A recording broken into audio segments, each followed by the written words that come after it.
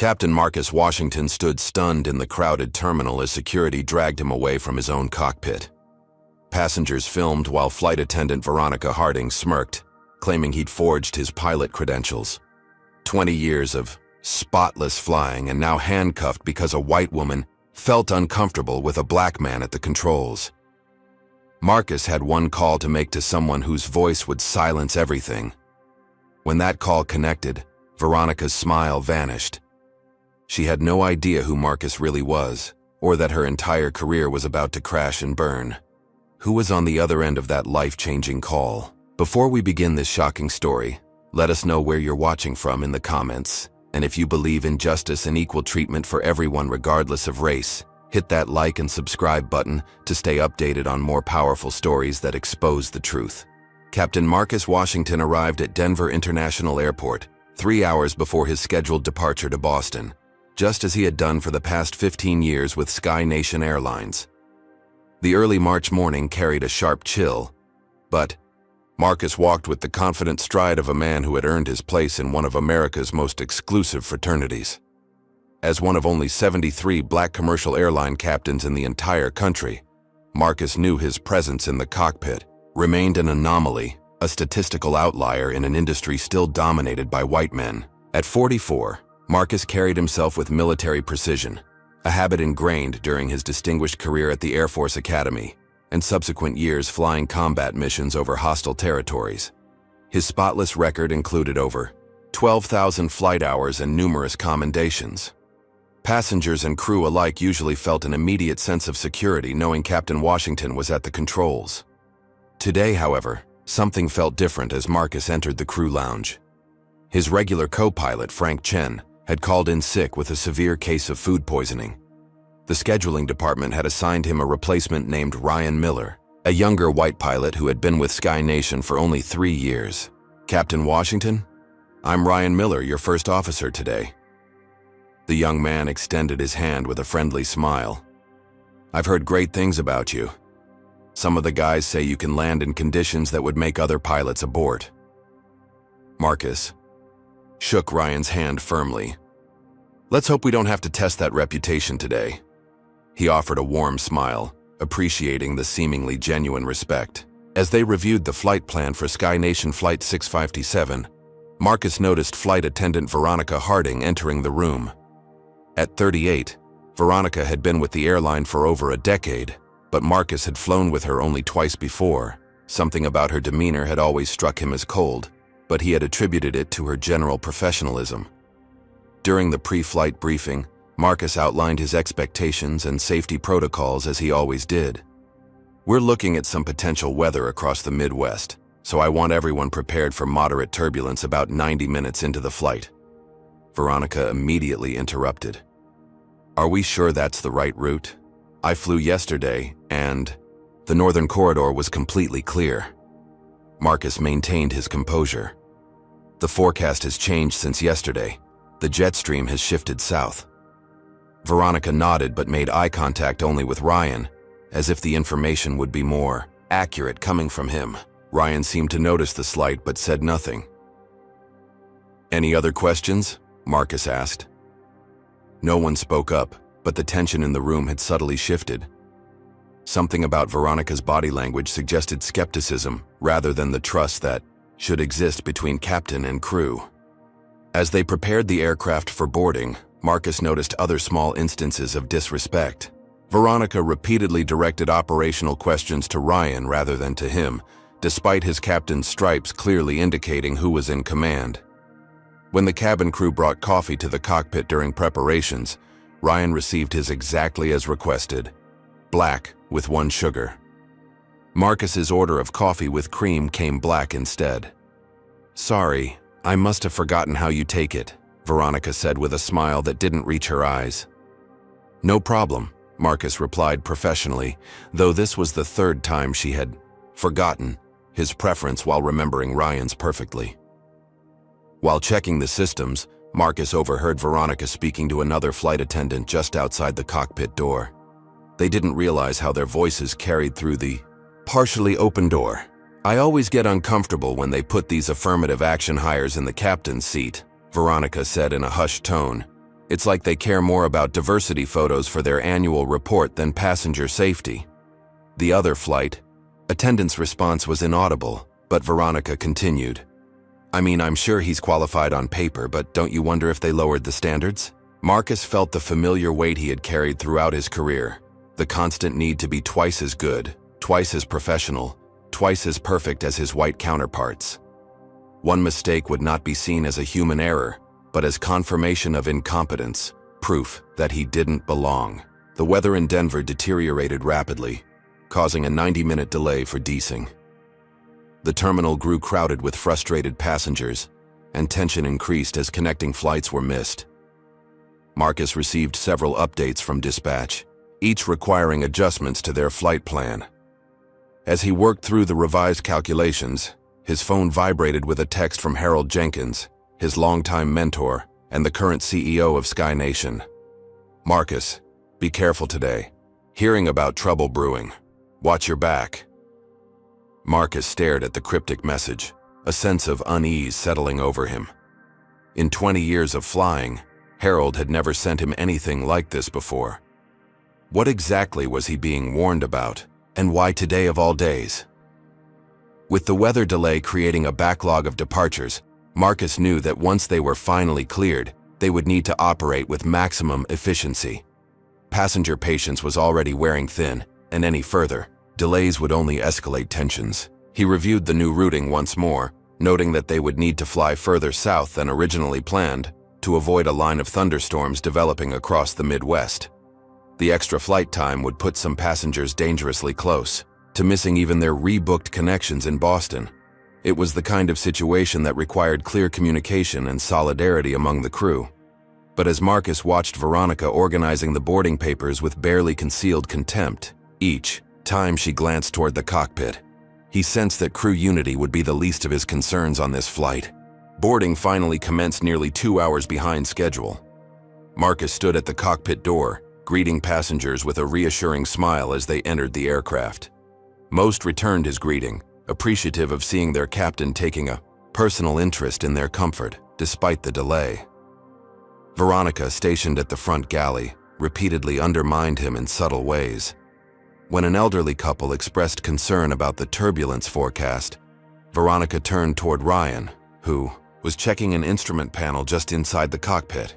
Don't worry, our First Officer Miller is excellent in rough weather, she said, deliberately ignoring Marcus standing barely 3 feet away. He'll make sure we avoid the worst of it. The implication was clear. The co-pilot, not the captain, would be the one ensuring their safety. Ryan looked uncomfortable, but said nothing to correct her mischaracterization. Another passenger, a businesswoman with platinum frequent flyer status, approached Marcus directly. Captain, do you think we'll make up any time in the air? I have an important meeting in Boston. Before Marcus could answer, Veronica interjected. Captain Washington's route today actually adds 20 minutes to our flight time, but perhaps that's more cautious given the conditions. Her tone suggested the decision was overly cautious rather than necessary, planting seeds of doubt about Marcus's judgment. The businesswoman glanced between them, picking up on the tension. I'm sure the captain knows what he's doing, she said, though her confidence had visibly diminished. Marcus maintained his professional demeanor.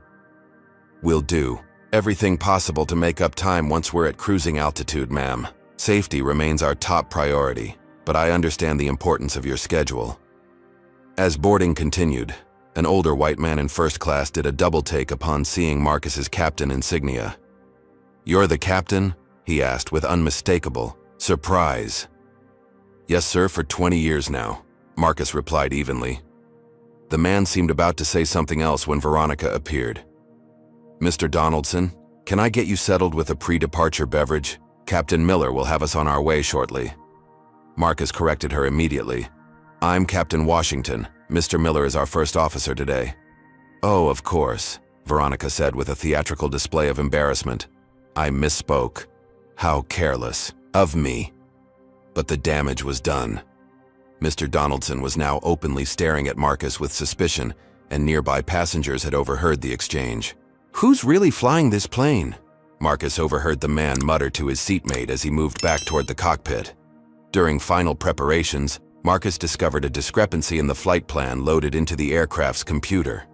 Someone had altered his carefully calculated route, changing both altitude assignments and waypoints. These modifications would have taken them directly through the weather system he had specifically planned to avoid.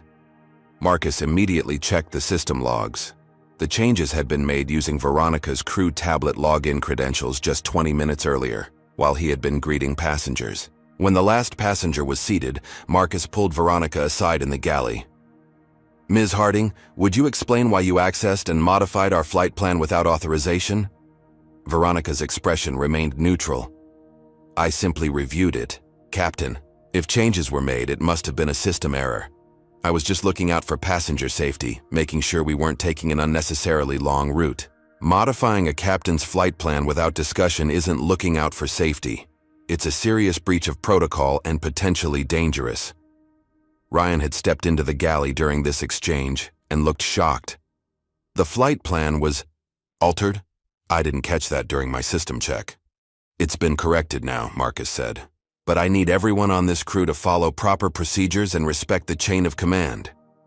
Veronica's smile remained fixed, but her eyes hardened. "Of course, Captain. We all want the same thing, a safe flight for our passengers." As they prepared for pushback, Marcus stepped away briefly to call Cameron Jackson, the director of operations and a trusted friend from his Air Force days.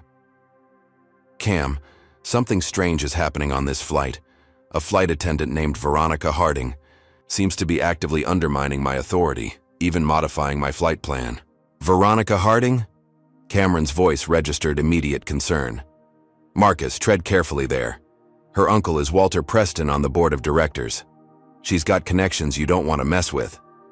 So I'm supposed to ignore safety violations because of her family connections? No, but document everything. Don't give her any ammunition to use against you. There have been rumors about her having issues with certain captains in the past." "Certain captains?" Marcus immediately understood the euphemism. "Just watch yourself. Follow every procedure to the letter." Cameron paused. "And maybe review your personal records tonight, make sure everything's in order." The warning only increased Marcus's unease.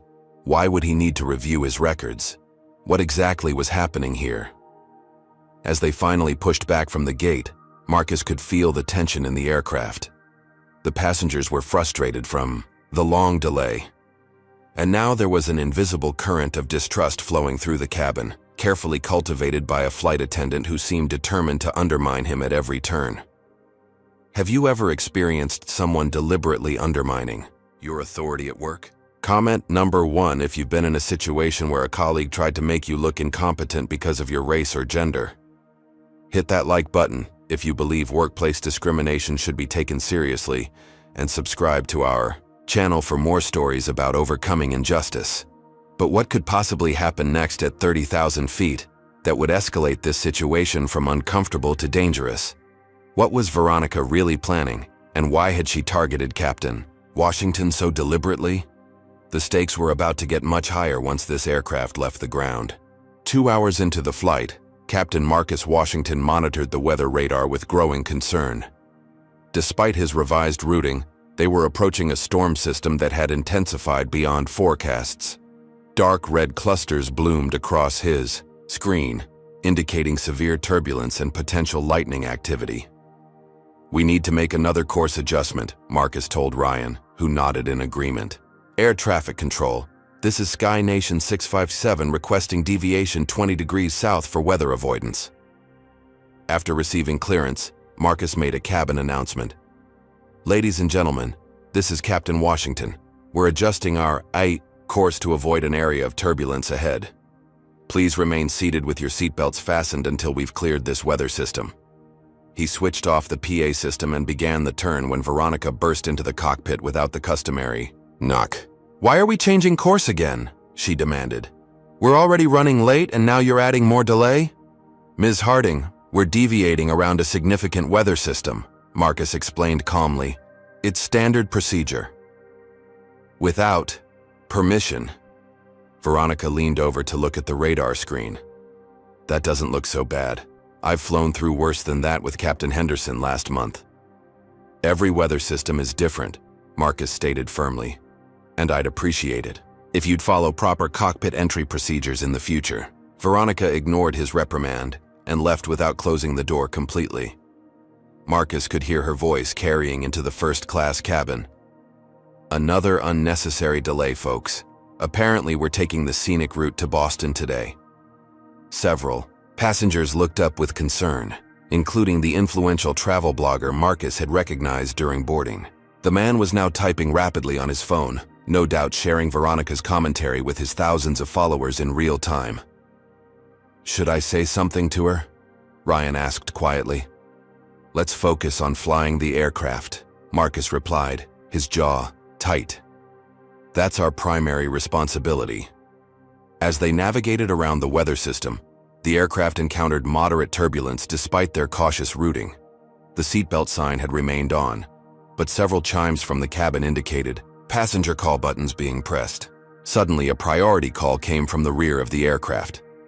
Captain, we have a medical situation in row 26, came the voice of Zoe, another flight attendant. Elderly male passenger experiencing chest pains and difficulty breathing. Any medical professionals on board? Marcus asked while already beginning to calculate their nearest diversion airport. A nurse is assisting now, Zoe reported. She's asking if we have additional medical equipment beyond the standard kit. Tell her we can patch through to MedLink for physician consultation, Marcus replied, referring to the airline's emergency medical service. Ryan, let's identify our closest suitable airport while we assess the passenger's condition. Marcus maintained perfect control of the aircraft through the turbulence while simultaneously coordinating the medical response. He patched the nurse through to a ground-based physician and prepared for a potential emergency landing at Cleveland Hopkins International Airport. After tense minutes, the nurse reported improvement in the passenger's condition following administration of oxygen and aspirin from the medical kit. The ground physician advised continuing to Boston with monitoring, as diversion might actually delay advanced medical care given their current position. Throughout this dual crisis of weather and medical emergency, Marcus demonstrated exceptional command presence, never raising his voice yet ensuring every necessary action was taken promptly. The passengers in the know about the medical situation had witnessed true professional excellence. But as the situation stabilized, Veronica was already reshaping the narrative. Marcus overheard her speaking to passengers in the first-class cabin as she served them drinks. Such a shame the poor man had his episode right when we hit that rough air. If we'd stayed on our original routing instead of adding all these detours, we might have missed that turbulence entirely. The implication was clear. Marcus's decision to deviate had somehow caused or worsened the medical emergency. It was a preposterous connection, but Marcus could see it landing with several passengers who nodded in apparent agreement. The travel blogger, whose name badge identified him as Scott Winter's Adventure Travel Summit keynote, was capturing everything, occasionally shooting video of the cockpit door and the ongoing service. Ryan finally spoke up when Veronica entered the cockpit with their mid-flight meal trays. That was inappropriate, what you said to the passengers. The captain's routing decision had nothing to do with that gentleman's condition. And you know. Veronica's smile remained pleasant, but her eyes flashed warning. I'm just making conversation, First Officer Miller. Passengers appreciate transparency about what's happening on their flight. She leaned closer to Ryan. Besides, between us, wouldn't you have taken the northern route today? The one that wouldn't have put us through that rough patch? Before Ryan could answer, Veronica continued softly. Your performance review is coming up next month, isn't it? Captain Rodriguez speaks very highly of your potential. Would be a shame if anything derailed your track to the left seat. The veiled threat hung in the air. Ryan's face flushed, but he stayed silent as Veronica left the cockpit. He looked at Marcus with a mixture of shame and apology. She's been doing this the entire flight, Marcus said. Don't let her drag you into it.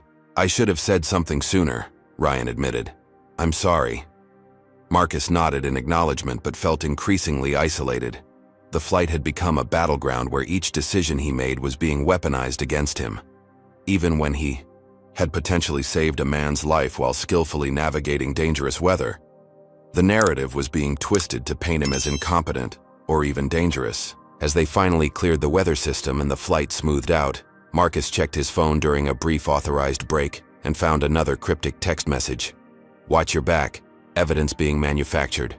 The warning sent a chill down his spine. What evidence could possibly be manufactured against him? His flying had been textbook perfect despite the challenges. His credentials and qualifications were impeccable. Yet something told him this flight was merely the opening move in a game someone intended for him to lose.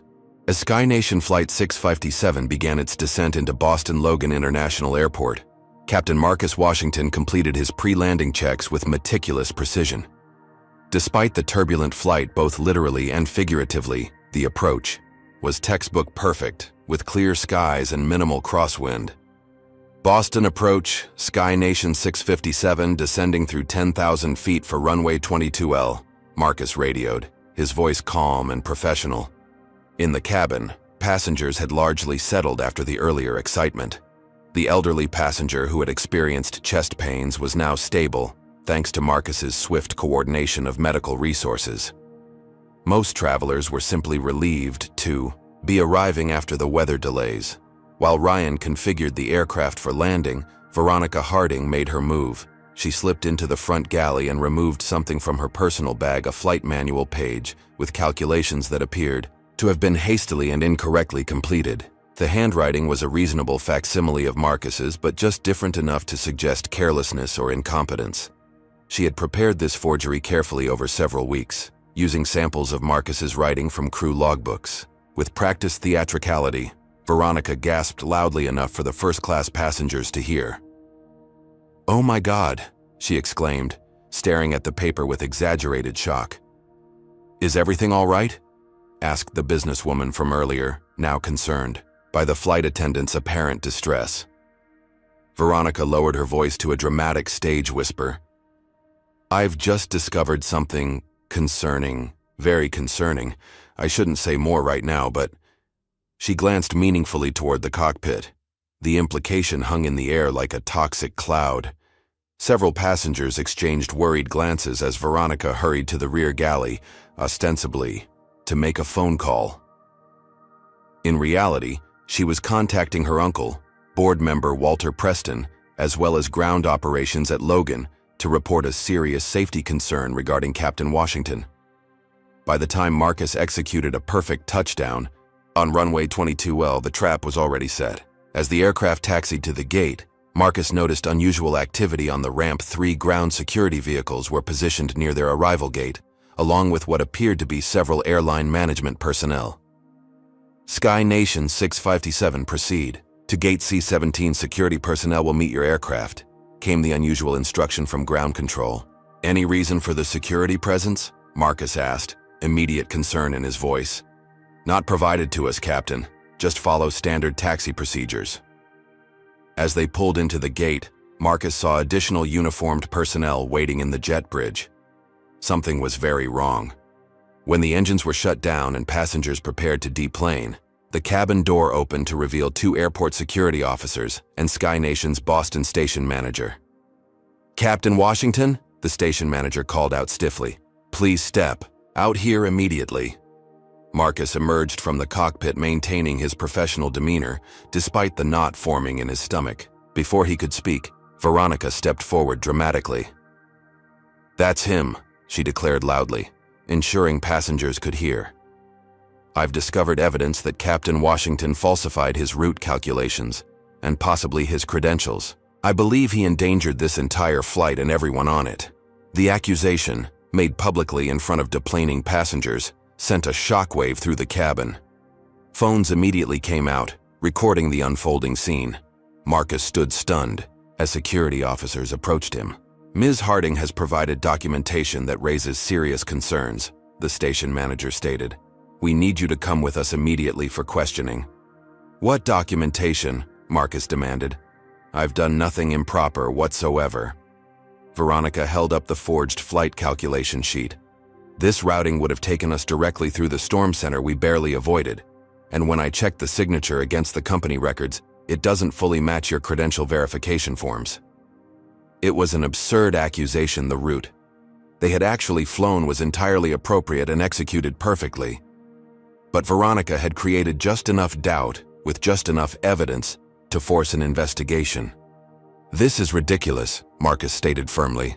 "I've been a captain with this airline for 15 years with an impeccable record."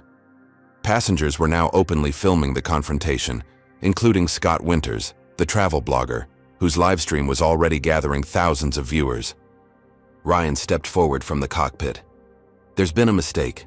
Captain Washington's performance was exemplary throughout this flight. I was right there the entire time."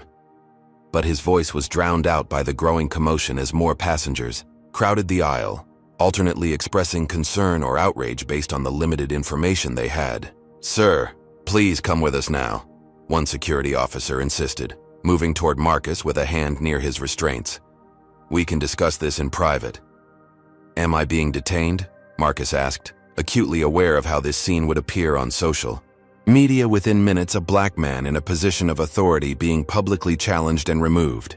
"Just come with us, sir," the officer repeated, now grasping Marcus's arm.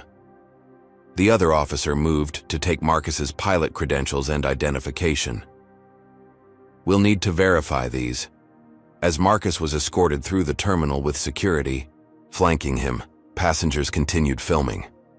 Veronica followed at a distance, her face a mask of concern that barely concealed her satisfaction. Her phone buzzed with a text from her uncle. "Well done. This ends today." Marcus maintained his composure. Despite the public humiliation, 20 years of navigating systemic racism had taught him that displaying any emotion, especially justified anger, would only be used against him. So he walked tall and straight, even as whispers of fake pilot and security threat rippled through the terminal. Behind him, Ryan was attempting to explain to the station manager that something was very wrong with the accusation, but he was being systematically ignored. The decision had already been made. Captain Marcus Washington was guilty, until proven innocent, and perhaps not even then. As they approached the security office, Marcus caught a glimpse of a television in an airport bar. Breaking news ticker. Airline captain removed from flight after safety concerns. His face was already on the screen, his reputation being destroyed, in real time, based on nothing but a flight attendant's fabricated claim. How could one phone call possibly fix this now? And who could have enough power to counter the systematic dismantling of a distinguished career built over decades of excellence? The answers would soon shock everyone involved in this rapidly escalating situation. Marcus Washington sat alone in a small, windowless room within the airport security complex. The stark fluorescent lighting cast harsh shadows across the metal table where his captain's credentials and phone had been placed just out of reach. For a man who had commanded aircraft worth hundreds of millions of dollars just an hour earlier, being treated like a common criminal was both shocking and infuriatingly familiar. "Wait here," the security officer named Dennison had instructed, before locking the door from the outside. That had been 45 minutes ago, a deliberate tactic Marcus recognized from his military training on interrogation techniques. Make them wait. Let anxiety build. Break down their composure before questioning begins. But Marcus wouldn't break easily. Too much was at stake. Finally, the door opened to reveal Officer Dennison, accompanied by a Sky Nation representative Marcus didn't recognize, and another security official who positioned himself silently in the corner. "Captain Washington," the Sky Nation representative began, emphasizing his title with barely disguised skepticism. "I'm Thomas Barrett, Legal Compliance, Manager for the Northeast Region. We need to discuss the serious allegations made by Senior Flight Attendant Harding." Marcus sat up straighter. "I'd like to contact Sky Nation's Operations Center first. This entire situation is based on fabricated evidence." Barrett exchanged glances with Officer Dennison. "That won't be possible right now. Ms. Harding has provided documentation suggesting irregularities with your flight calculations and possibly your credentials." "May I see this so-called evidence?" Marcus asked. Barrett placed a document on the table, the flight planning sheet Veronica had produced. "Ms. Harding discovered this in the cockpit. The routing calculations would have taken Flight 657 directly, through severe weather, potentially endangering everyone aboard.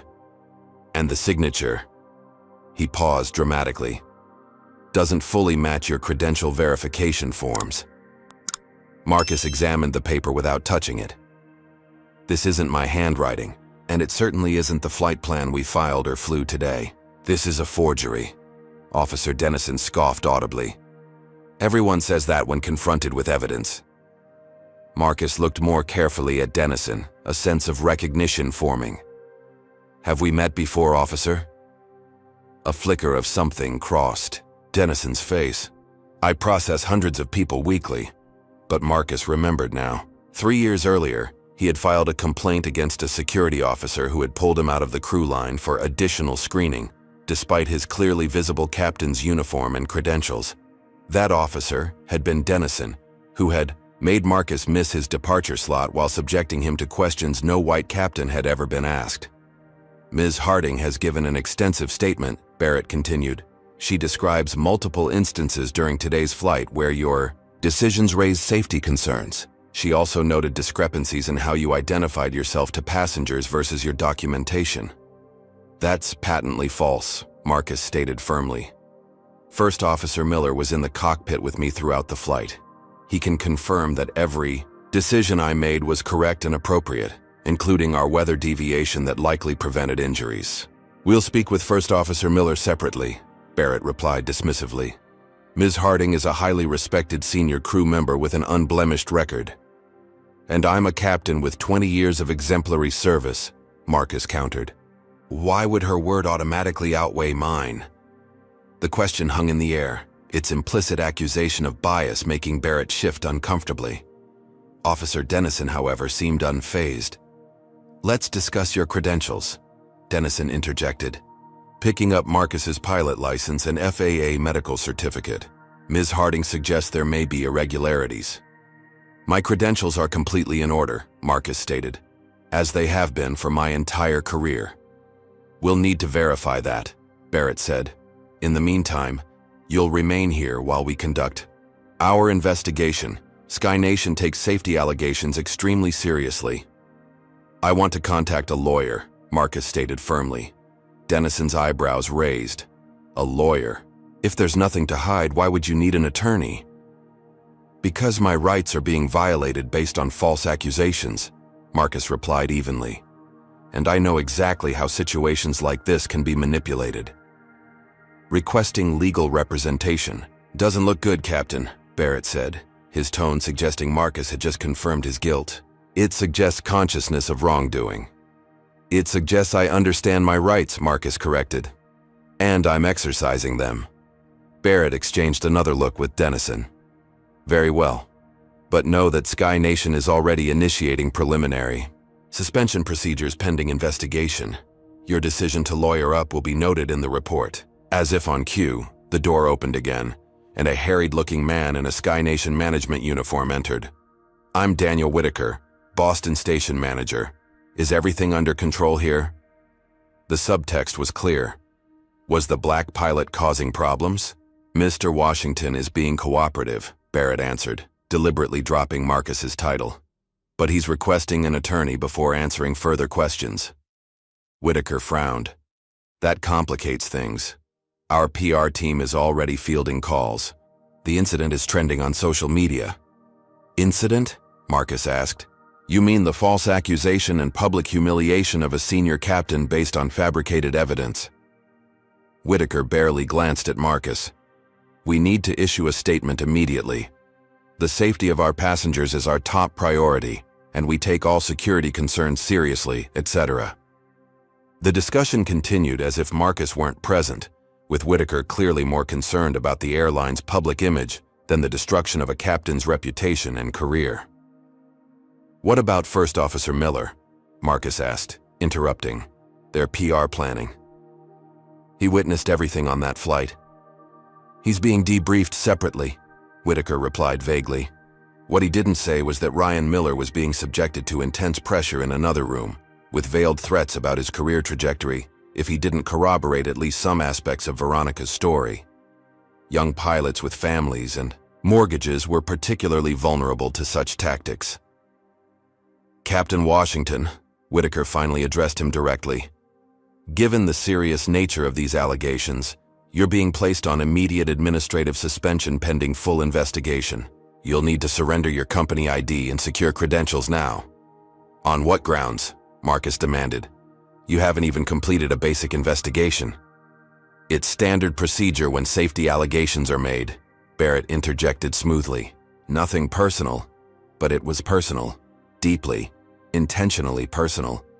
Marcus recognized the pattern that had played out countless times throughout his career, and the careers of other black professionals who dared to succeed in spaces traditionally reserved for white men.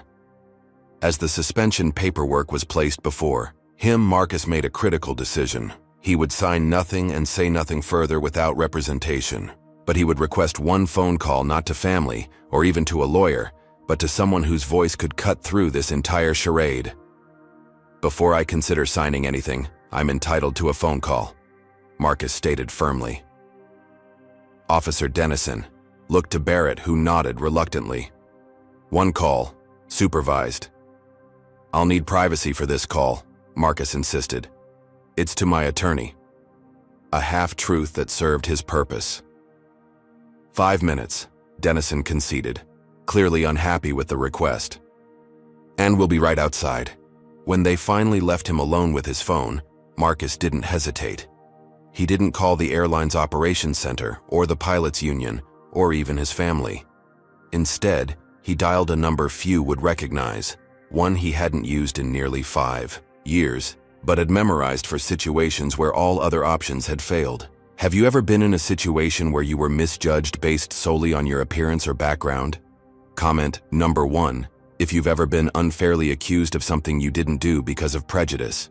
Hit that like button if you believe in standing up for yourself, even when the system is stacked against you. And subscribe to our channel for more stories of courage in the face of injustice. But who could Marcus possibly call that would have the power to overcome such a coordinated attack on his career and reputation? What connection from his past could possibly save him now? And how far would Veronica and her allies go to destroy him once they realized he wasn't surrendering quietly? The phone rang 3 times as Marcus Washington waited, acutely aware that his entire career and reputation hung in the balance. A lifetime of excellence, reduced to this moment. Richardson, answered a commanding voice. General, this is Captain Marcus Washington, sir. I apologize for the unexpected call, but I'm invoking Cobalt Protocol. There was a brief pause. Location and situation, son? Boston Logan Airport Security Office. Being detained under false accusations regarding my pilot credentials and performance. Orchestrated attempt to end my career, sir. Understood. Stand fast, Captain. 15 minutes. The call ended abruptly. Marcus set down the phone just as Officer Dennison opened the door. Time's up, he announced with satisfaction. Your lawyer coming to save you? Something like that, Marcus replied calmly. What Officer Dennison couldn't know was that the man Marcus had just called wasn't an attorney. General James Richardson was the current chairman of the Joint Chiefs of Staff, the highest-ranking and most senior military officer in the United States Armed Forces, and the principal military advisor to the president. Few people knew that. 12 years earlier, then Major Marcus Washington had been temporarily assigned to fly a classified mission over Afghanistan when their aircraft was hit by enemy fire. With exceptional skill, Marcus had managed a perilous landing in hostile territory. Then, with their extraction delayed by weather, he had led a defensive operation that saved the lives of everyone aboard, including then Colonel Richardson. The said mission remained classified, but the bond forged between the two men was unbreakable. The Cobalt Protocol was their private arrangement for an emergency where one needed the other's help without bureaucratic delays. In all these years, Marcus had never invoked it until today. Exactly 14 minutes after the call, Barrett's phone rang. The change in his expression as he listened to the caller told Marcus everything he needed to know. Yes, sir. Yes. He's here. No, sir, I wasn't aware of his background. Yes, sir, immediately. Barrett ended the call looking pale. That was the FAA regional administrator. They're sending representatives immediately and... He swallowed hard.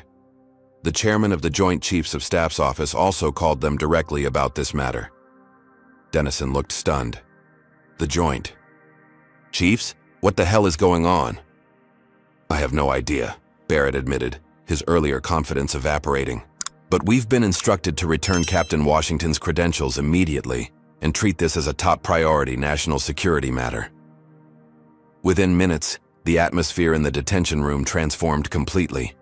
Marcus's belongings were returned with awkward apologies.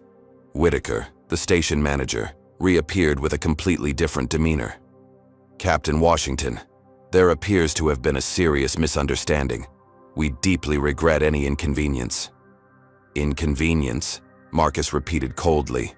You publicly removed me from my aircraft based on fabricated evidence, detained me without cause, threatened my career, and damaged my reputation. That's considerably more than an inconvenience, Mr. Whitaker.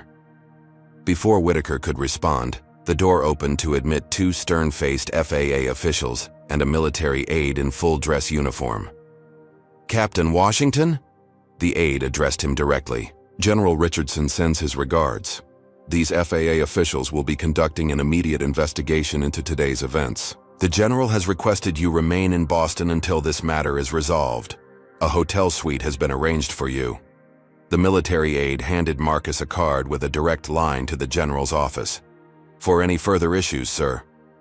The security, officers and airline representatives who had been so dismissive of Marcus minutes earlier now stood awkwardly silent, aware that they had severely misjudged the man they'd been mistreating. Ms. Veronica Harding needs to be interviewed as part of this investigation, Marcus stated firmly. She deliberately fabricated evidence and made false accusations. Ms. Harding will be located and interviewed immediately, one FAA official confirmed, along with all crew members from your flight. Word of Marcus's sudden reversal of fortune spread quickly. Veronica was enjoying a celebratory drink with several sympathetic crew members when she received an urgent call from her uncle. What the hell did you do? Preston demanded without preamble. Do you have any idea who Washington is connected to? What are you talking about? Veronica asked, her triumph fading. Everything went according to plan. Until he made one phone call to the chairman of the Joint Chiefs of Staff, Preston hissed. The FAA is crawling all over this now, and they're looking for you specifically. Veronica felt the blood drain from her face. That's impossible. He's just a diversity hire. There's no way he has those kinds of connections. Well, he does. Get back to the airport immediately and stick to the story that you genuinely believe there were irregularities. Claim it was a good faith report, not a deliberate fabrication. I'll see what I can do from my end.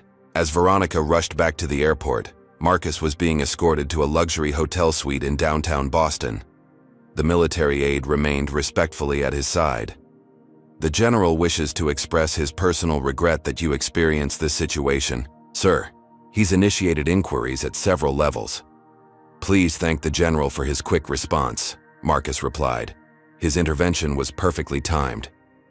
Once alone in his suite, Marcus finally allowed himself a moment to process the day's events. The relief of his immediate vindication was tempered by the knowledge that someone had orchestrated a sophisticated attempt to destroy his career.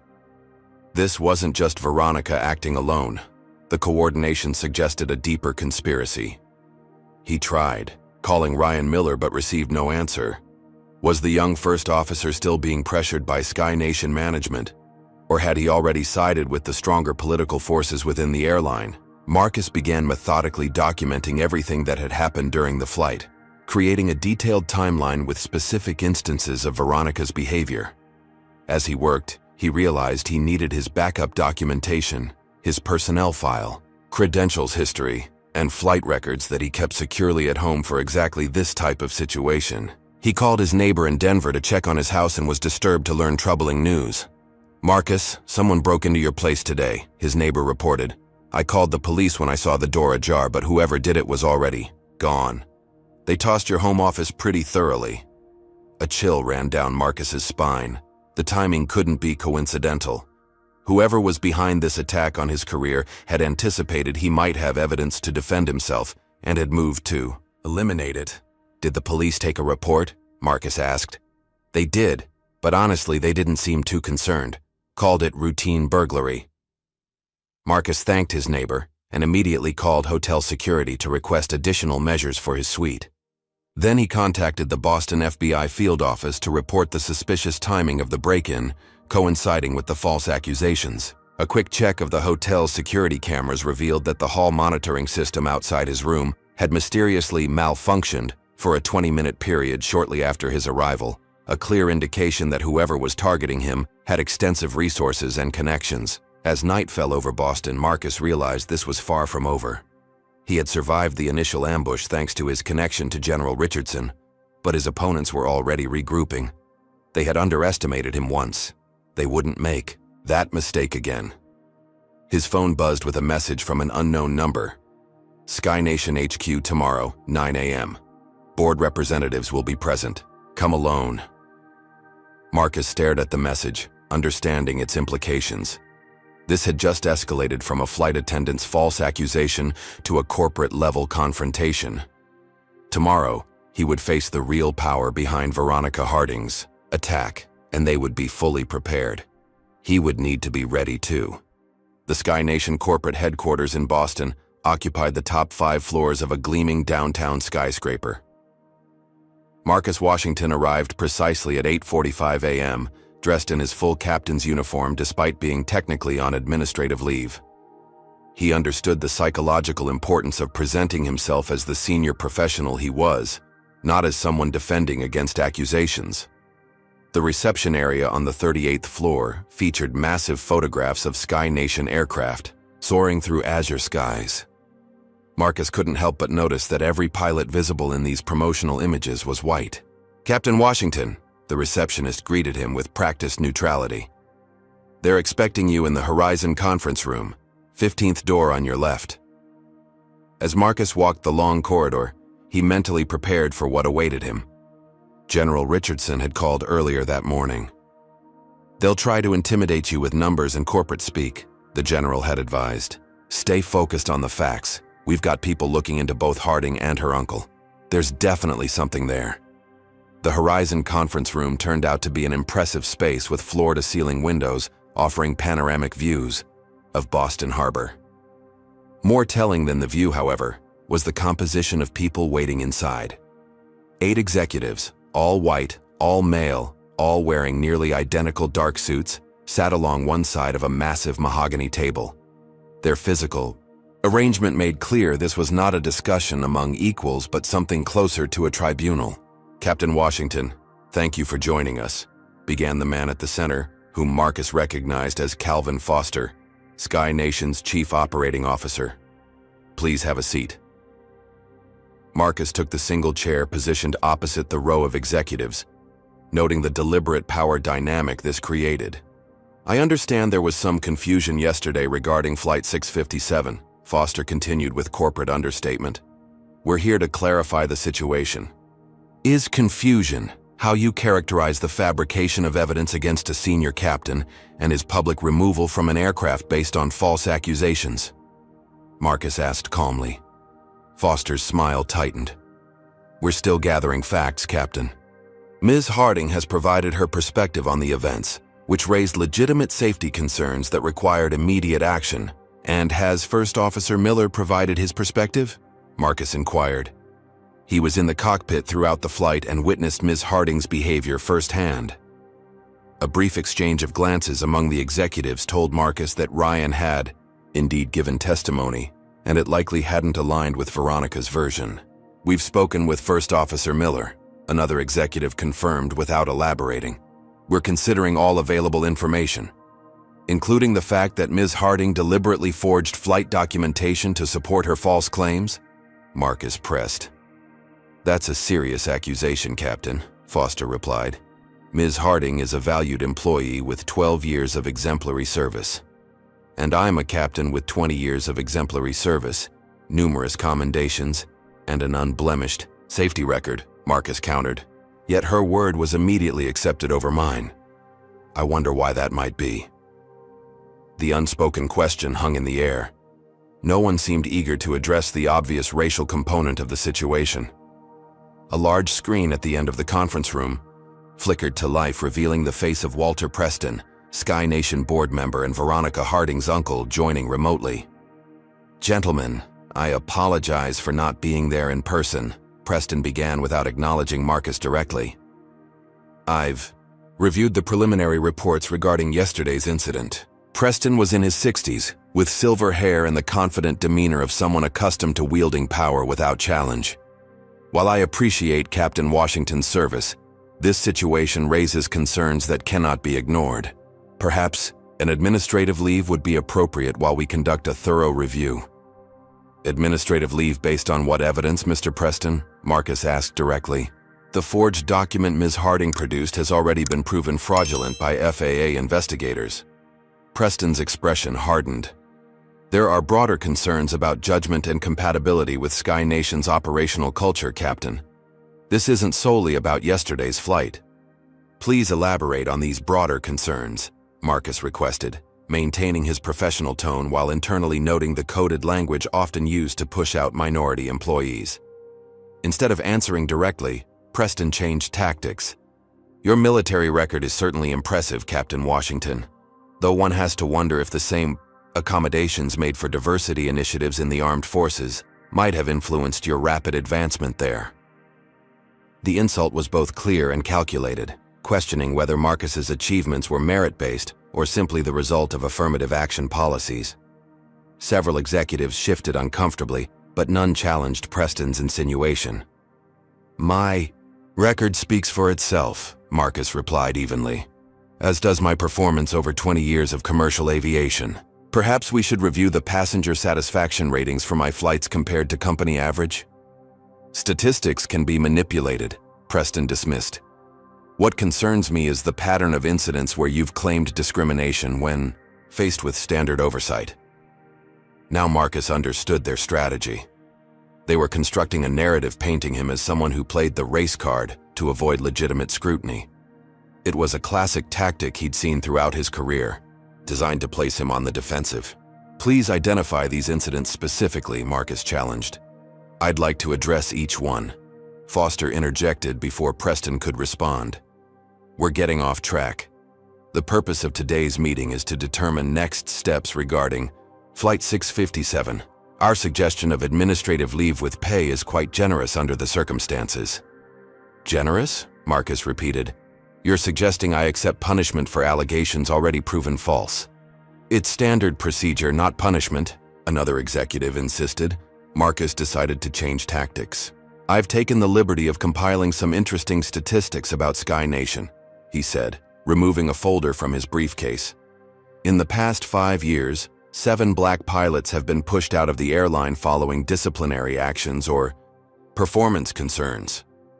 In each case, the initial complaints came from the same group of flight attendants, including Ms. Harding. The executives exchanged uneasy glances as Marcus continued.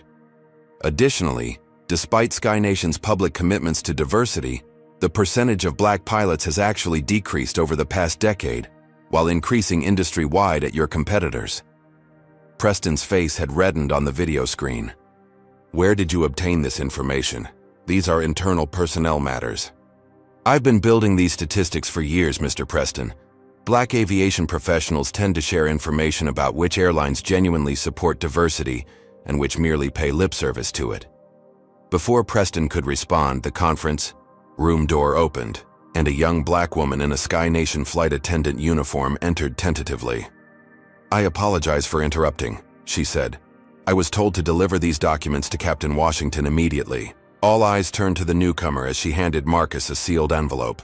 No one had authorized this interruption, and the confusion among the executives was evident. Thank you, Ms. Marcus read her name tag. Ms. Williams.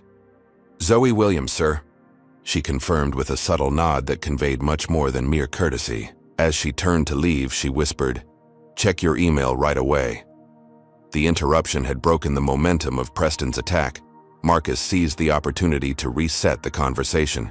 Gentlemen, let me be clear. I will not accept administrative leave or any other punitive measure based on false accusations.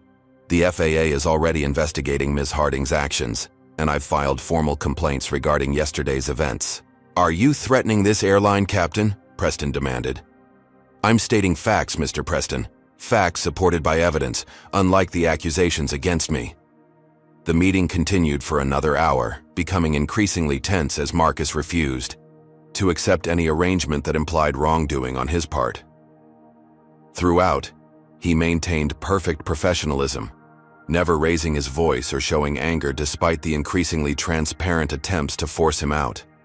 When the executives finally called for a break, Marcus checked his email as Zoe had suggested. There, he found a message from an anonymous address containing a trove of internal Sky Nation documents, including a list titled Pilot Retention Priority that clearly categorized aviators by race, with troubling notations next to the names of minority pilots.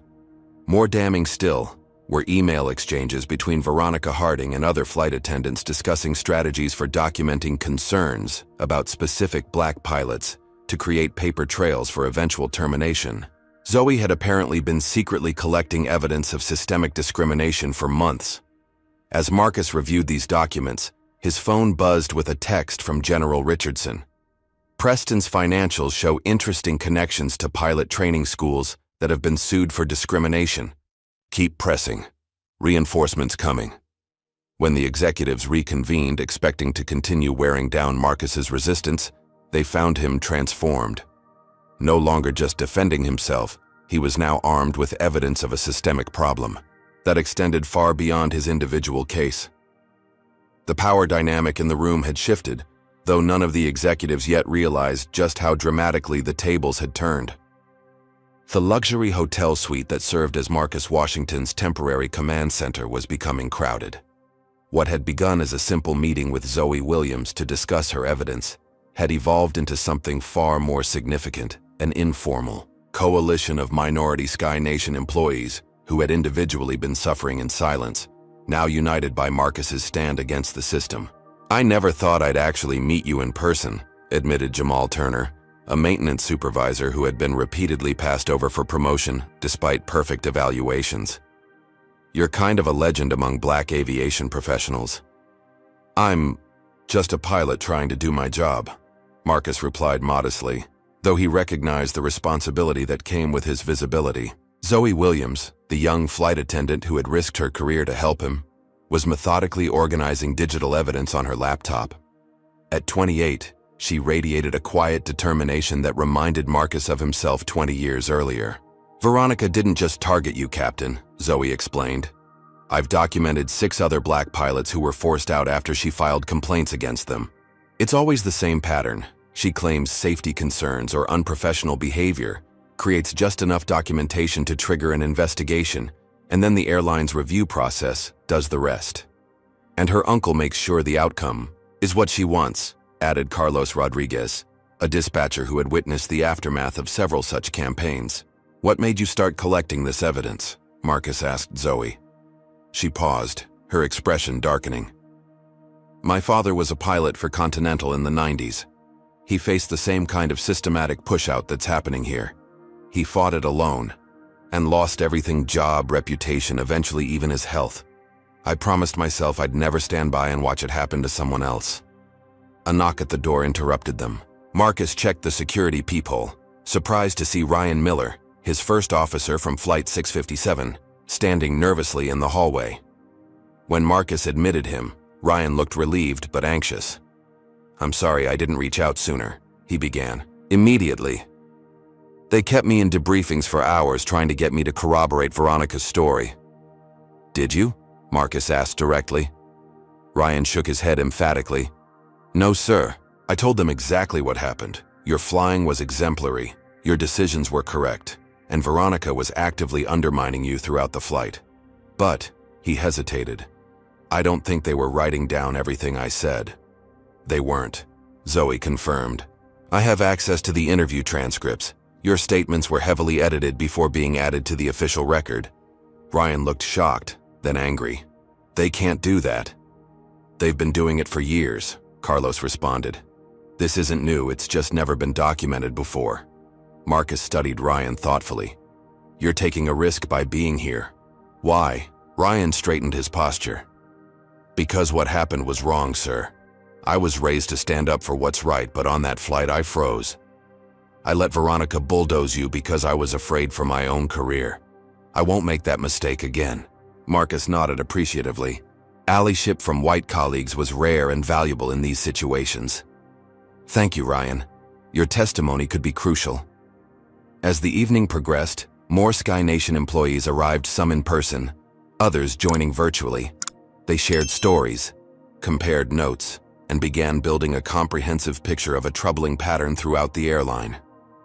It's not just Veronica, explained Layla Patel, a veteran gate agent. She's part of an informal group that calls themselves Traditional Aviation Values.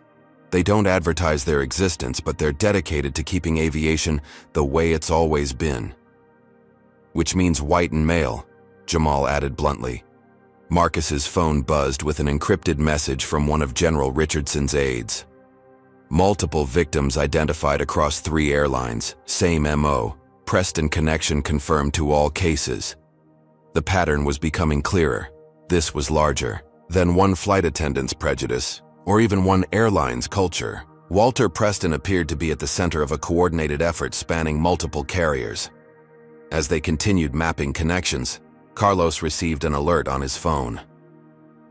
"Captain, you need to see this," he said urgently, pulling up a tabloid website. The headline made Marcus's stomach tighten. Disgraced pilot's military record questioned. Sources reveal incidents omitted from official files. The article contained fabricated stories about Marcus's military service, including allegations of reprimands that had never occurred. Most disturbing was the inclusion of details that could only have come from someone with access to military personnel systems. "They're escalating," Marcus observed grimly. "This isn't just about pushing me out of Sky Nation anymore, they're trying to destroy my entire reputation." Even as they processed this development, Zoe received a text from a neighbor. "Captain, they've vandalized your home in Denver. Racial slurs spray-painted on your garage door." The room fell silent. The attack had moved beyond professional to deeply personal. Ryan broke the silence. "You need protection, sir. This isn't just corporate politics anymore." Marcus nodded, already texting General Richardson about the escalation. Within minutes, his phone rang with a Washington, D.C. area code. "Captain Washington, this is Andrew Phillips, Sky Nation CEO. I understand you've had a rather difficult 48 hours. Marcus put the call on speaker. "That's one way to describe it, Mr. Phillips. I want to personally assure you that I'm looking into this situation," Phillips continued smoothly. "Discrimination has no place at Sky Nation, and we take these allegations very seriously." The practiced corporate response rang hollow, given the evidence they'd assembled. Marcus noted how Phillips referred to allegations of discrimination, subtly framing the situation as unproven. "I appreciate your concern," Marcus replied carefully.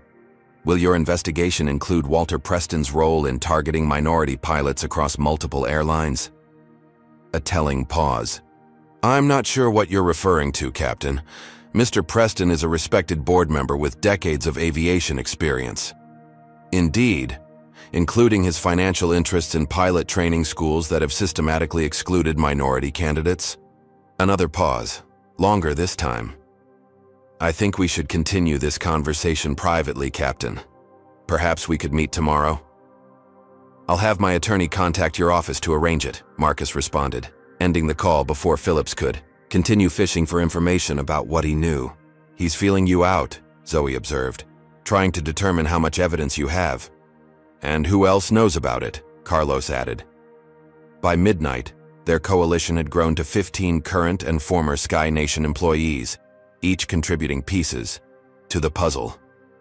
They identified other victims of Veronica's schemes across multiple airlines, all following the same pattern, all connecting eventually to Walter Preston's sphere of influence. As the others finally departed, promising to continue their work remotely, Marcus received a concerning text from Ryan, who had left earlier. "Being followed after leaving your hotel. Black SUV, tinted windows, taking evasive action." Minutes later, Zoe discovered her Sky Nation email access had been revoked. Carlos found his scheduling system login similarly disabled. "They know we're organizing," Marcus concluded. "They're moving to isolate us and cut off our information sources." He didn't share his more troubling thought if they were willing to vandalize his home and follow his allies. What other lines were they prepared to cross? Have you ever been part of forming an alliance against injustice? Comment number 1. If you've ever joined forces with others to stand up against discrimination in your workplace or community. Hit that like button if you believe in the power of unity against systemic racism. And subscribe to our channel for more stories about brave people fighting back against powerful systems. But as Marcus and his allies gathered evidence, the forces against them were mobilizing too. How far would Preston and his network go to protect their power? What would happen when Zoe returned to work, now identified as a whistleblower, and could their hastily formed alliance withstand the full pressure of corporate power determined to silence them? Marcus Washington had spent his entire career navigating the subtle and not-so-subtle barriers facing black professionals in aviation. He had always chosen his battles carefully, often accepting minor indignities to preserve the larger goal of advancing in an industry that remained stubbornly resistant to change. But as he sat across from Andrea Chen, a respected aviation journalist who had flown in specifically to meet him, Marcus knew he was abandoning a lifetime of cautious navigation for a far riskier strategy. Captain Washington, what you're describing is explosive, Andrea said, reviewing the notes from their 2-hour interview. Systematic discrimination, coordinated efforts to push out minority pilots, falsification of records. Are you absolutely certain you want to go public with this?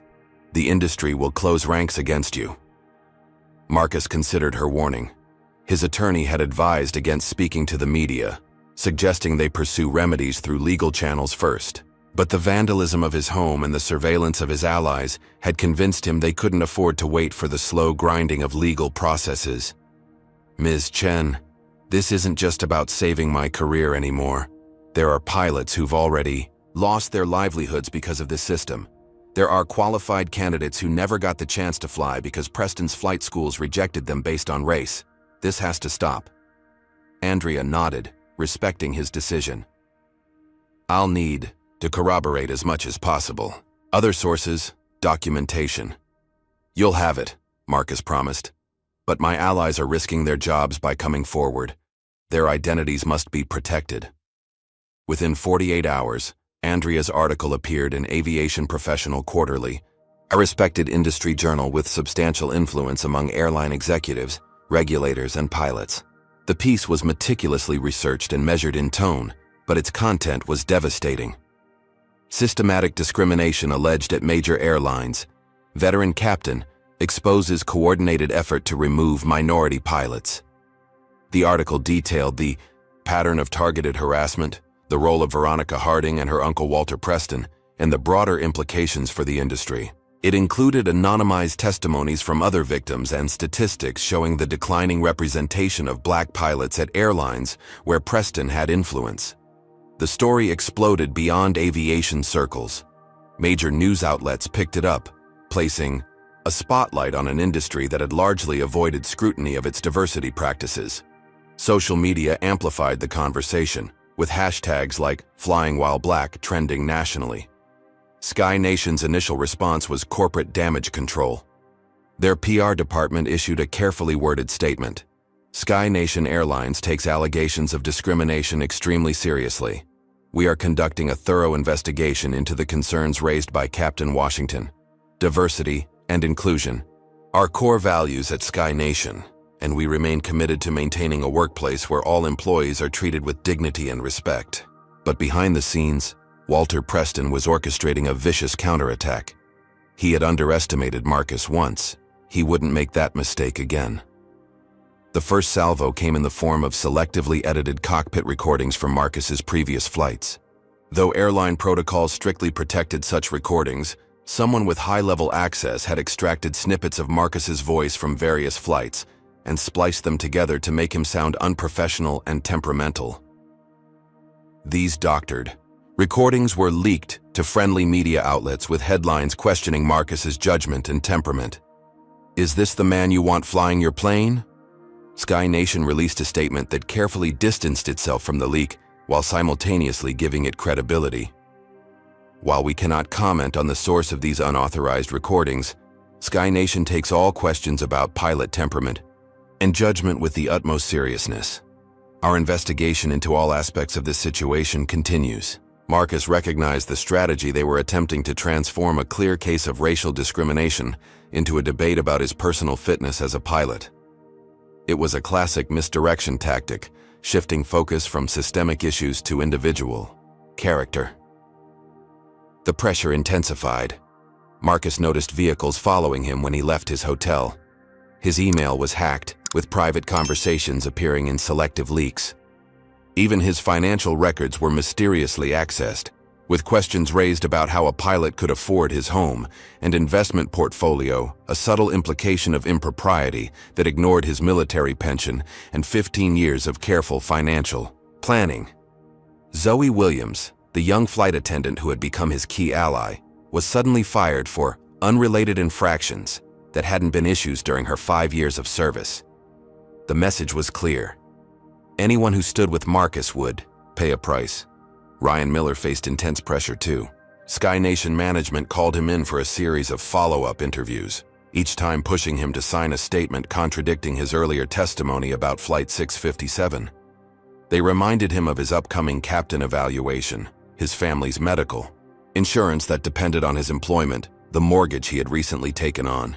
"You've got a promising future here, Ryan," a senior vice president told him. "Don't throw it away for someone who's on his way out. Just sign the statement saying you weren't in position to observe all interactions between Captain Washington and Ms. Harding. That's all." The pressure campaign expanded to Marcus's other allies. Several found themselves reassigned to less desirable routes or schedules.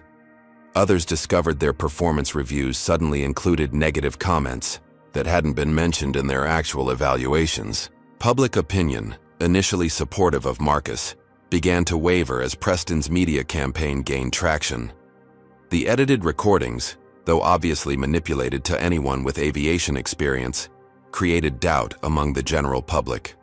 Social media debates became increasingly divided, with some questioning why Marcus hadn't raised these concerns earlier, if discrimination was so pervasive. Even some of Marcus's initial supporters began to distance themselves, concerned about becoming collateral damage in what was increasingly portrayed as one disgruntled employee's vendetta against his employer rather than a legitimate civil rights issue. General Richardson remained steadfast in his private support, but even he cautioned that his direct involvement had limits. "This is becoming a corporate and civil matter, Marcus.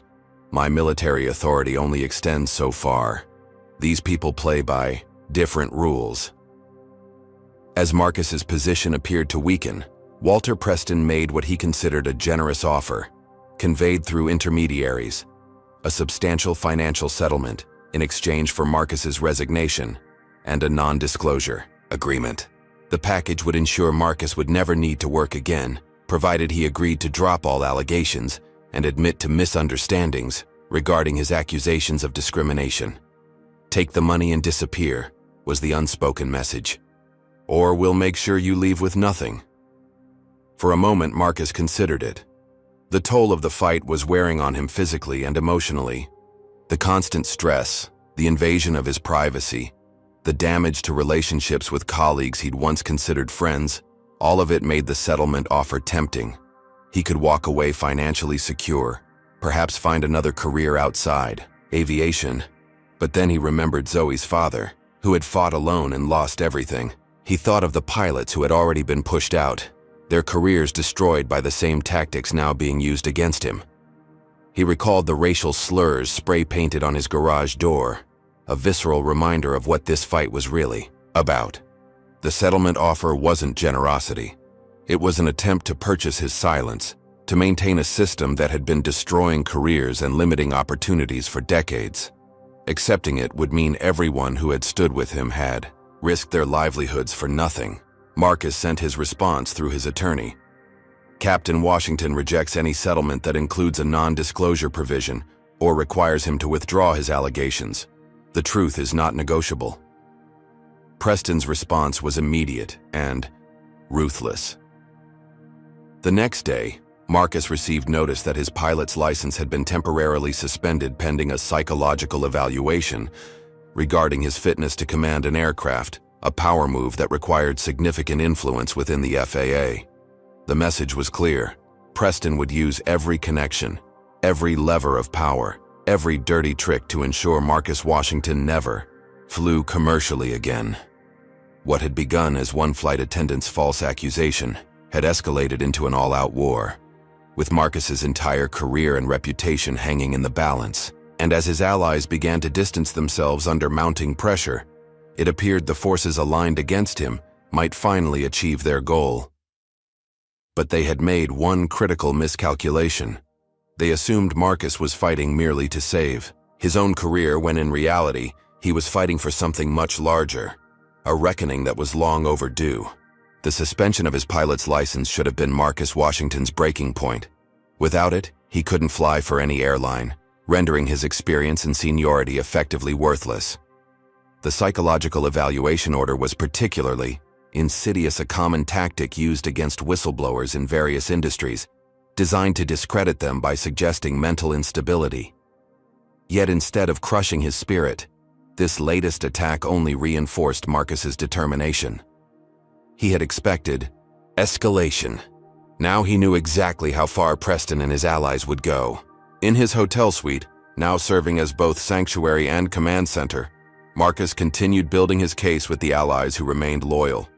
Their numbers had dwindled as pressure mounted, but those who stayed were fully committed. "Captain Washington?" The voice came from the hotel room phone rather than his cell. "This is front desk security. There's someone here insisting on speaking with you. He won't give his name but says it's regarding Sky Nation IT systems. Should I send him up?" Marcus exercised caution. "No, tell him I'll meet him in the hotel lobby." 15 minutes later, Marcus sat in a corner of the busy lobby, positioned to observe all entrances while remaining visible to hotel security. A nervous-looking young man in his early 30s approached, constantly glancing over his shoulder. "Captain Washington?" he asked quietly. "I'm Derek Simmons. I work in Sky Nation's IT security department."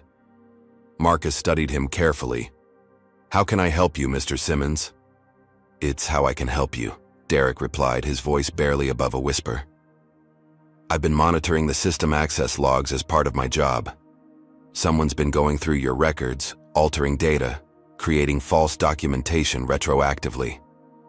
"Veronica Harding?" Marcus asked. "Higher up. I've traced the access to terminal IDs used exclusively by executive-level management." Derek glanced around nervously. "There's more.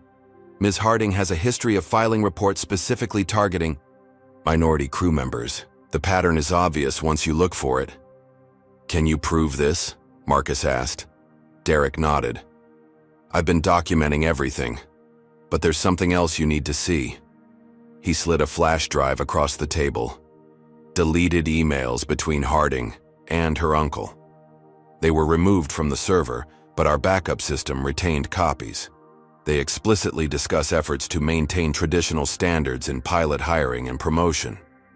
Marcus stared at the flash drive. "Why are you helping?"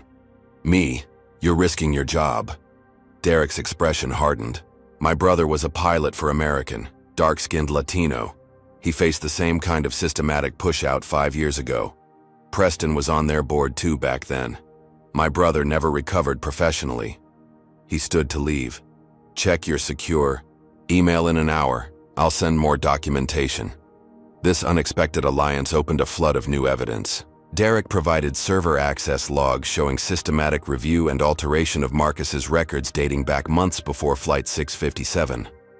More importantly, he revealed a larger conspiracy spanning multiple airlines.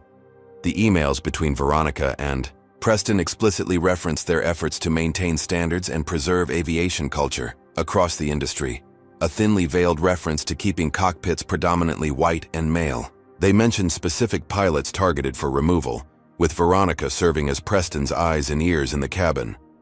Most damning were documents showing Preston's financial connections to 3 major pilot training academies, all with suspiciously low admission rates for minority candidates. Preston had recently blocked a Sky Nation initiative to partner with historically black colleges to increase pilot diversity, citing maintenance of rigorous standards as his reason. With Derek's help, Marcus and his remaining allies mapped a network of influence that extended far beyond Sky Nation. Preston had systematically placed former colleagues and like-minded executives throughout the industry, creating a nearly invisible barrier to advancement for minority pilots. As they compiled this evidence, Marcus divided it into 3 secure packages, one for his attorney, one for Andrea Chen the journalist, and one for the Department of Transportation's Office of Civil Rights. Each contained enough evidence to launch investigations but not the complete picture, ensuring the information would survive even if one package was intercepted. What Marcus didn't know was that Preston had already learned of the IT security breach. Within hours of Derek's meeting with Marcus, Preston's network had identified the source of the leak. Derek was fired immediately, escorted from Sky Nation headquarters by security while colleagues watched in stunned silence. His company devices were confiscated, and a team of lawyers presented him with threatening legal documents alleging violation of confidentiality agreements and theft of proprietary information. Preston moved quickly to contain the damage. Through his connections, he arranged for a federal judge to issue a temporary restraining order against Marcus, prohibiting him from disseminating confidential Sky Nation information.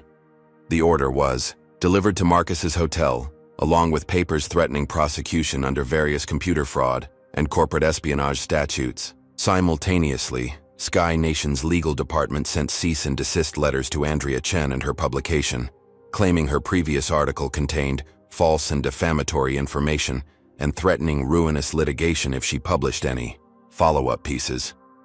The airline's HR department contacted every employee known to have communicated with Marcus, reminding them of their confidentiality obligations and the legal consequences of violating them.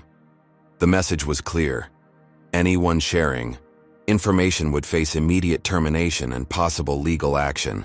Most distressing to Marcus was the notification that his pilot's license suspension had been extended, with the evaluation requirements expanded to include additional psychiatric assessments. The FAA letter, clearly influenced by Preston's connections, cited concerns about judgment and decision-making capacity under pressure. That evening, as Marcus reviewed the legal threats with his attorney, he received a series of text messages from his allies. Zoe had been served with legal papers at her home. Ryan Miller had been placed on administrative leave pending investigation of documentation irregularities. Carlos from Dispatch had found his access cards deactivated when he arrived for his shift. One by one, Preston was neutralizing everyone connected to Marcus's case. The evidence they had gathered, while compelling, would be useless if no one remained willing or able to testify about it. Marcus's attorney delivered the harsh reality. They're using their corporate resources to bury you in legal proceedings. Even with pro bono representation, you're facing years of litigation. Most of your witnesses are being intimidated into silence. Without them, documents alone won't be enough. For the first time since this ordeal began, Marcus felt the full weight of what he was up against.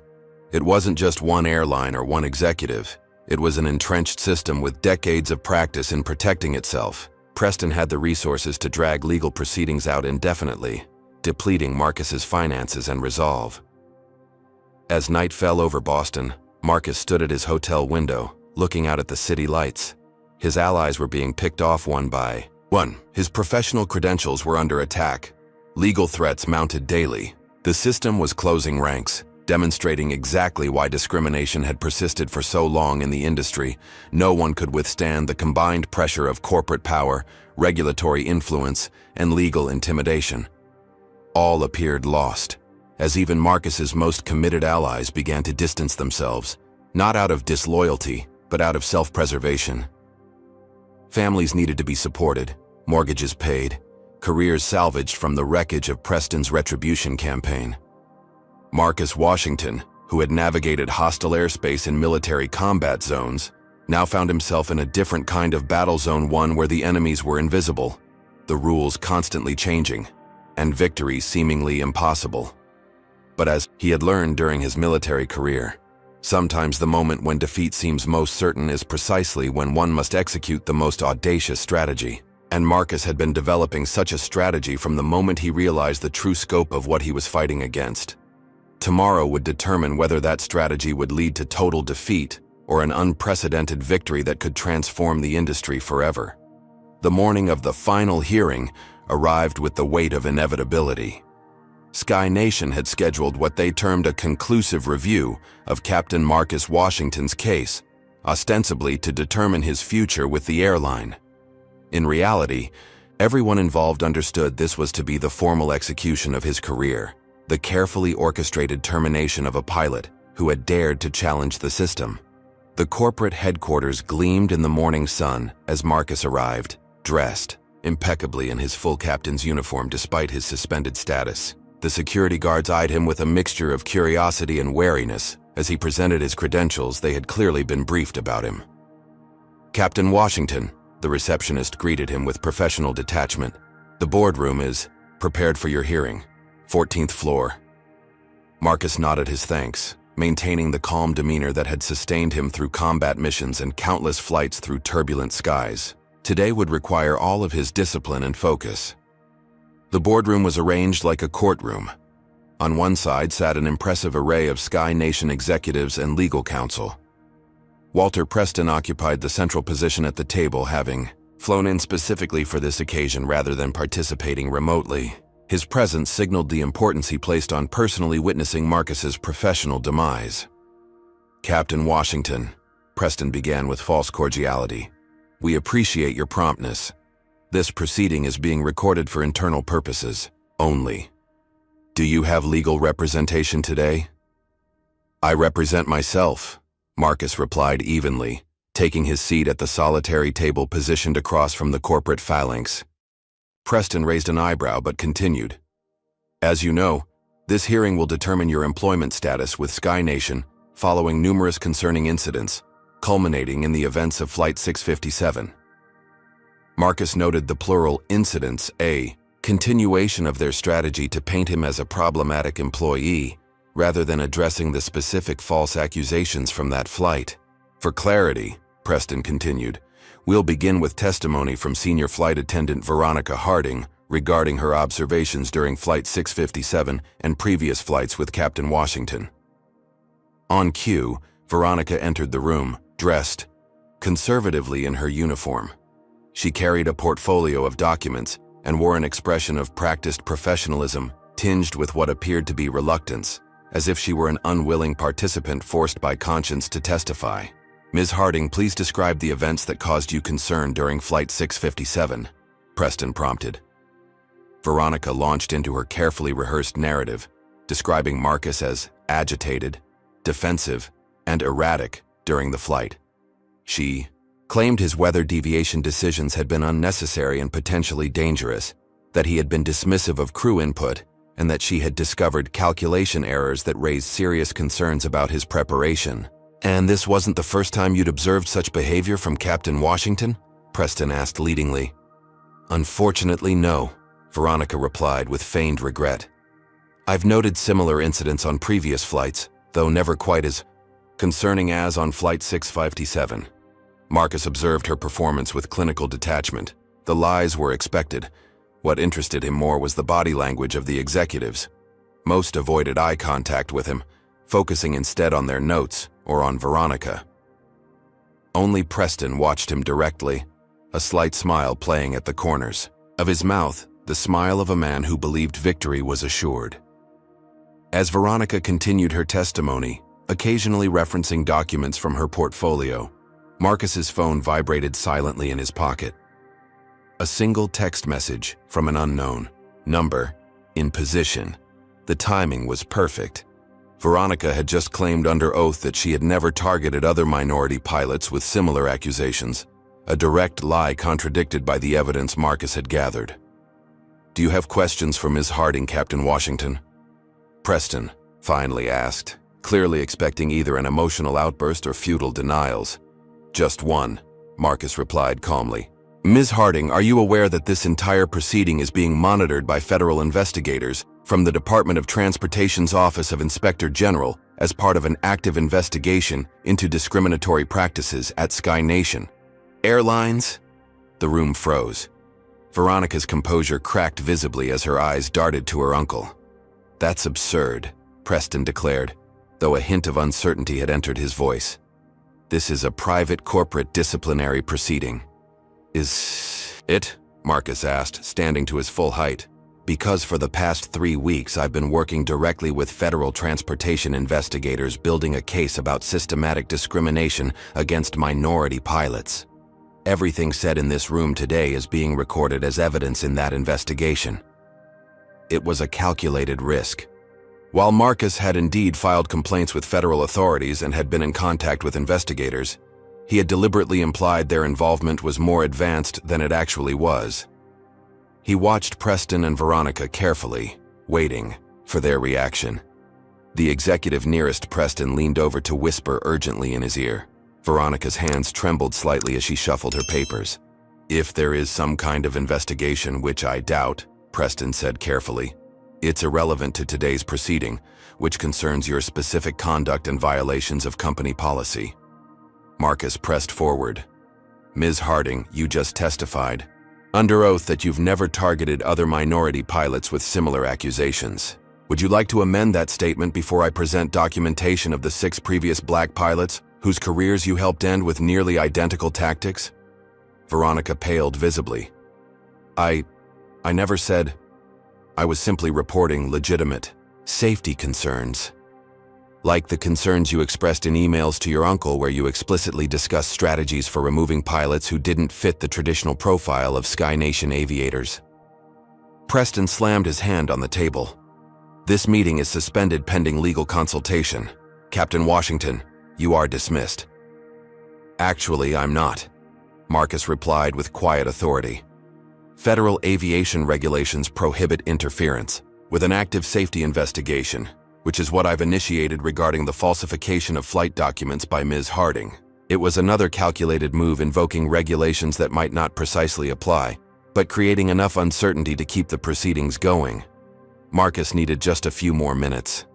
"This is preposterous," Preston sputtered, his composure finally cracking.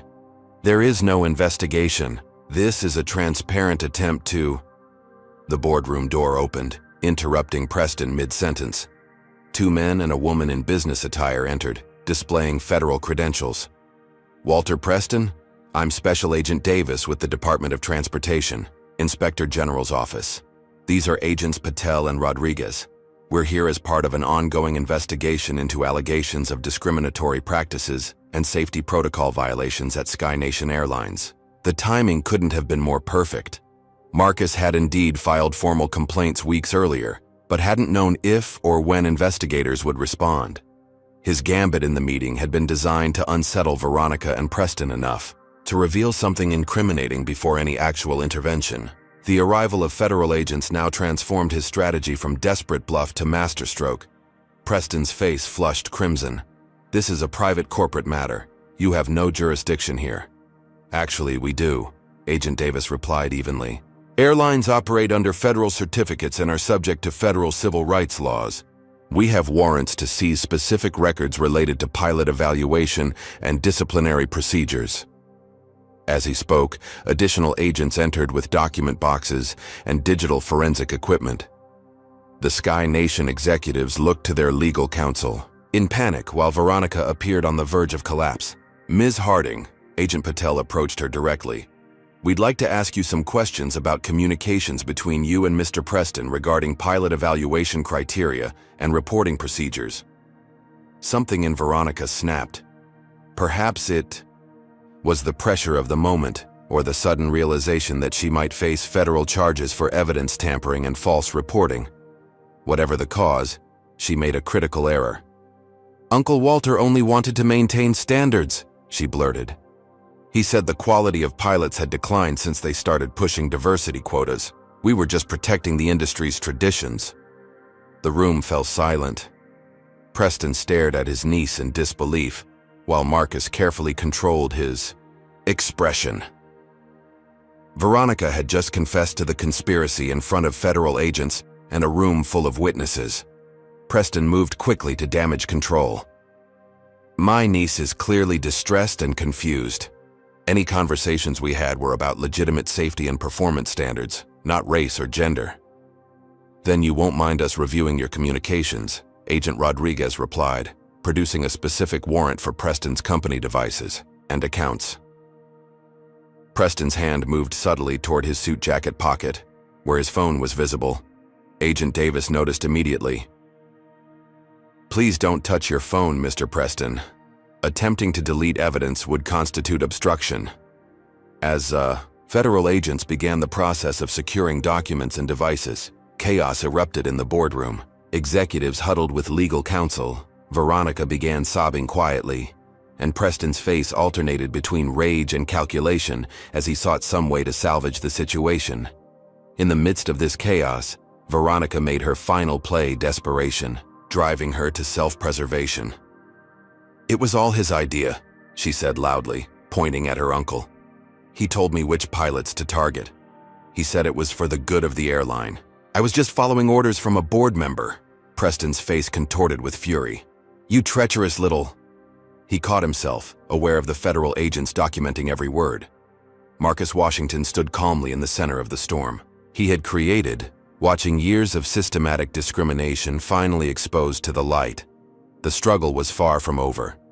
Legal battles would surely follow, and Preston's connections remained powerful, but the wall of silence had been irrevocably broken.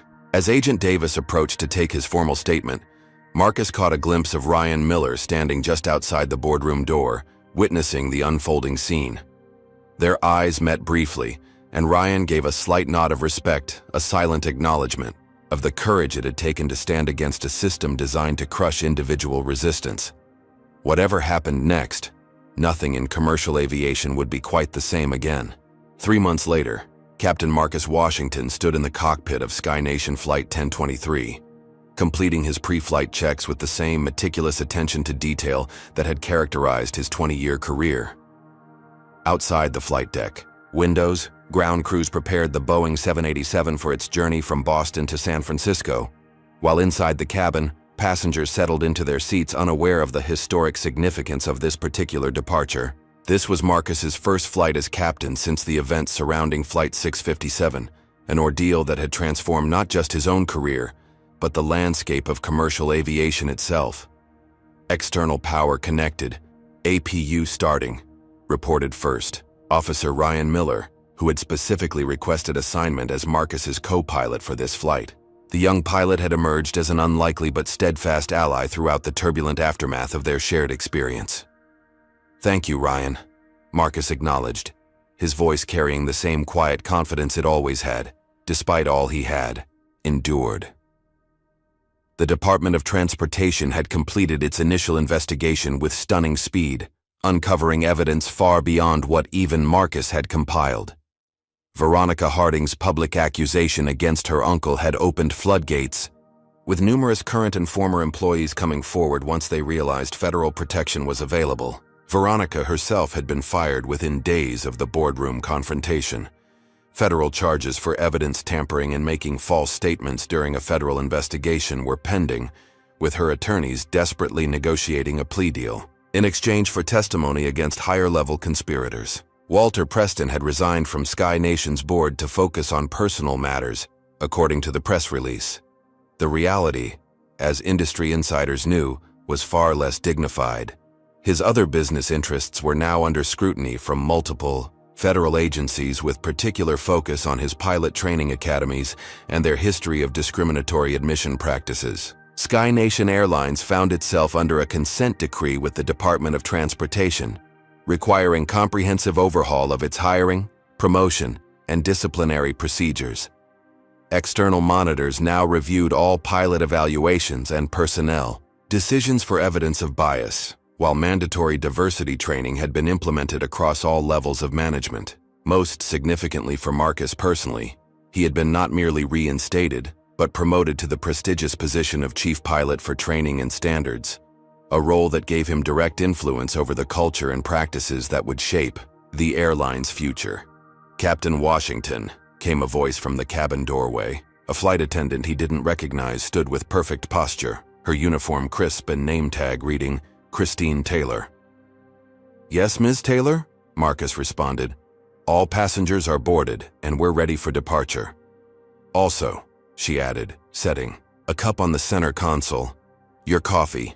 Black with 1 cream, exactly how you like it, Captain." The simple courtesy spoke volumes about the changing culture at SkyNation. Word had spread throughout the crew network about what Marcus had endured, and the reforms his stand had triggered. This small gesture of respect indicated something far more significant than mere politeness. "Thank you, Christine," Marcus replied with a warm smile. As they completed final preparations for pushback, Marcus's phone chimed with a message, a rare event in the disciplined environment of his cockpit.